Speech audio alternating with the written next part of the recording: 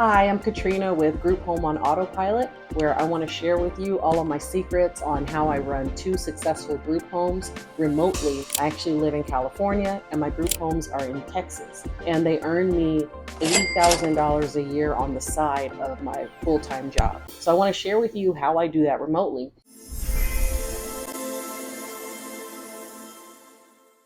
The biggest question that I get is, how do you run 2 successful group homes remotely? First, I want to ask why. Let me answer the question, why do I run 2 group homes remotely? I'm naturally a workaholic. I know that if I had group homes that were in my city, in my state, I would be there all the time, getting into the weeds and working on everything. But I knew when I started my side business that I wanted to work on my business, not in my business. So it forced me to look for efficiencies and find the most productive way to get things done without having to do everything myself, because that's my natural personality, is to want to do everything myself. So let's go back to, how do I run 2 successful group homes remotely? So nowadays, I actually have an operations manager who I've hired to run things on the ground for me. But let's rewind back. When I first started this business back in 2020, there was a full year that I ran the business all by myself.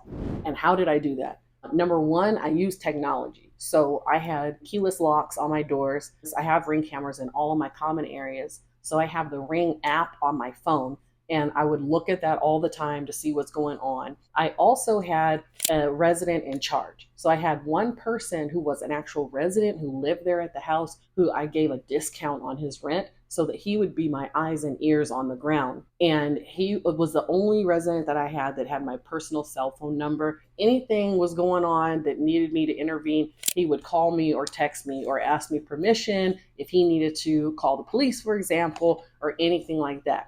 As far as maintenance issues, I would call it in just like I would if I was there on site. I would call a contractor to come and help with maintenance. So now I just call a contractor while I'm in California. They don't need to know that, but I'm in California, the group home is in Texas, and I have a contractor code for the keyless entry for the locks. And the contractors can use their own code to go in the house and fix whatever needs to be fixed. And then lastly, I would travel. I would travel every 3 to 4 weeks and go out there and do all the intake at that time. In between my traveling, I would still be on the phone. I'd be marketing, doing intake questions over the phone with people that were interested in renting out a bed. But I only did intake during the time that I was actually there in Texas, so that when the people came to the house who wanted to move in, I could look them in their eye and I could explain to them the house rules and just make them feel comfortable, like I'm there for them. They don't need to know where I am in between the 3 to 4 weeks when they don't see me.